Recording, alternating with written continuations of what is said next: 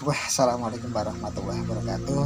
Salam jumpa untuk yang perdana dengan kami channel Opini Desa, sebuah kanal yang menyediakan ruang aspirasi buat sedulur-sedulur, buat warga, kawan, sahabat untuk menyuarakan aspirasinya kepada negara atas sebuah kebijakan yang diambil. Tidak cuma sekedar mengkritisi, namun juga mengapresiasi, karena tujuan kami dibuat hadir untuk menilai secara objektif, memberi tanggapan secara objektif. Ketika sebuah kebijakan itu memang dirasa pas buat rakyat, maka kita pantas dan layak, bahkan harus untuk mengapresiasi. Namun ketika kebijakan itu dirasa kurang pas kepada rakyat, kurang guna pada rakyat, kita juga punya ruang untuk mengkritisi.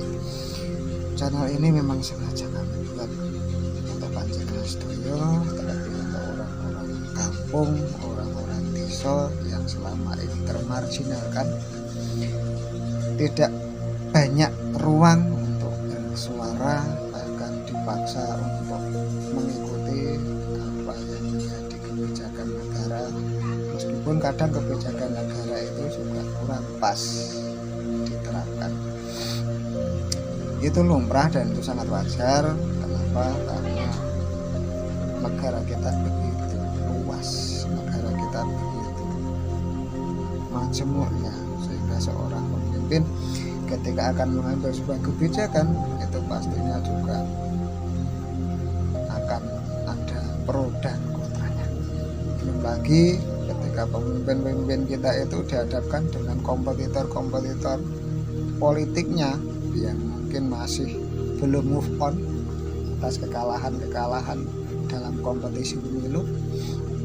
Tidak jarang dan tidak sedikit kompetitor di masa lalu itu akan menanggapi sebuah kebijakan itu bukan berdasarkan nalar sehat, namun cuman berdasarkan yang penting beda dengan apa yang menjadi kebijakan penguasa saat ini.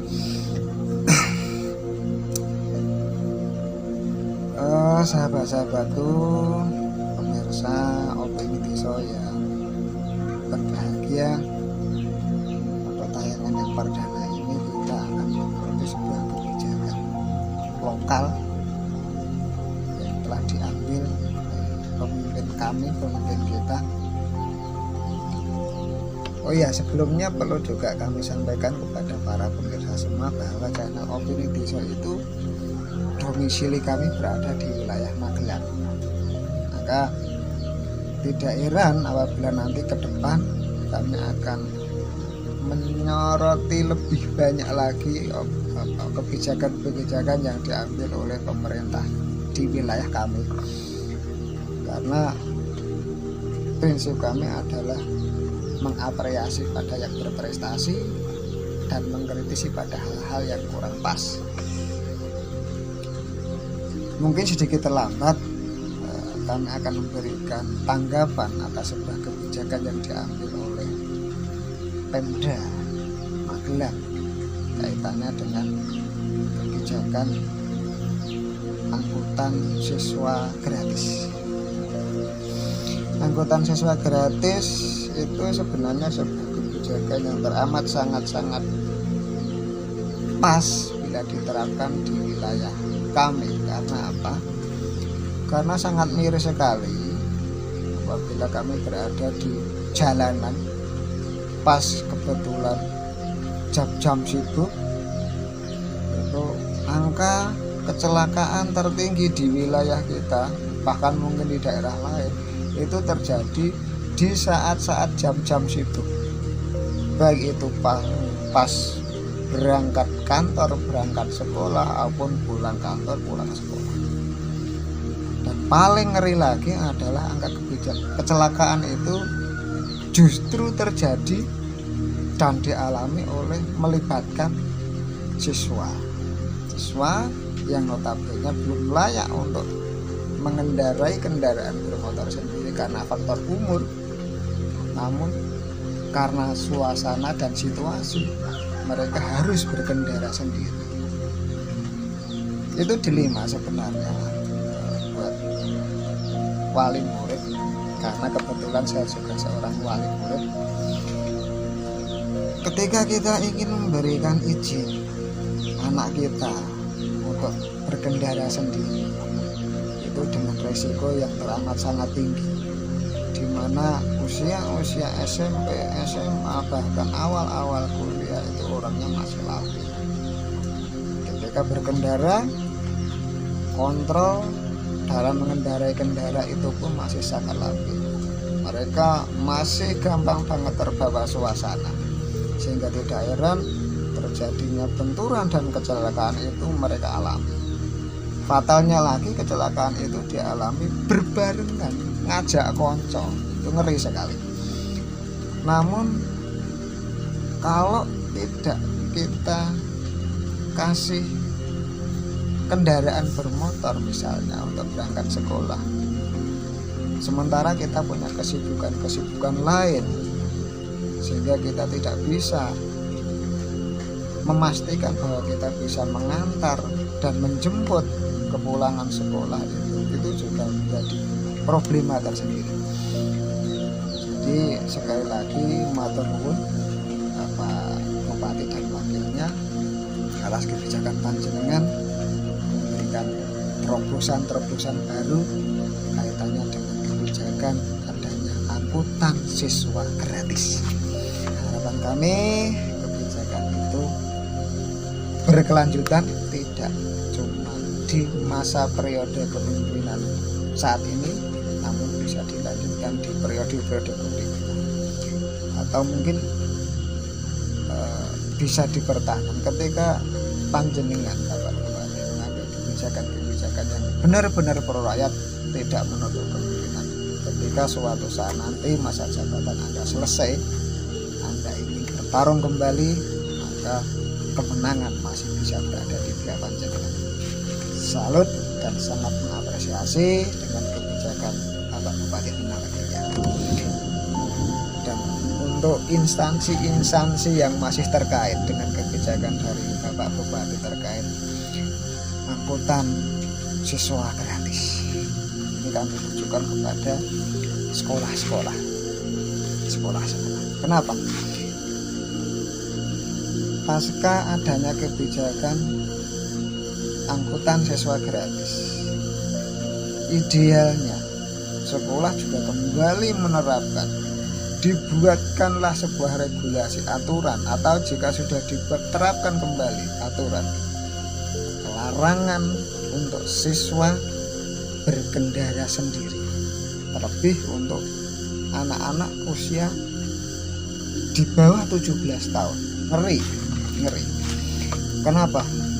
Ketika anak-anak belum berusia 17 tahun, itu artinya anak tersebut belum punya cukup umur untuk mengendarai kendaraan bermotor di jalanan umum. Makanya usia maksimal membuat SIM itu 17 tahun. Maka ketika anak belum usia 17 tahun, idealnya jangan diberikan izin untuk siswa-siswi panjenengan berangkat sekolah dengan kendaraan sendiri. Mau tidak mau harus dipaksa. Murid-murid terlebih usia SMP berangkat sekolah, kalau tidak mau menikmati fasilitas kendaraan angkutan umum gratis yang disediakan oleh Pemda, maka panjenengan selaku orang tua berkonsekuensi untuk mengantar dan menjemput. Ini pesan kami kepada sesama wali murid, karena kebetulan sekali lagi saya juga wali murid. Sebenarnya pasca kebijakan Pemda terkait angkutan pelajar gratis, itu sekolah sudah langsung bisa menerapkan kebijakan larangan.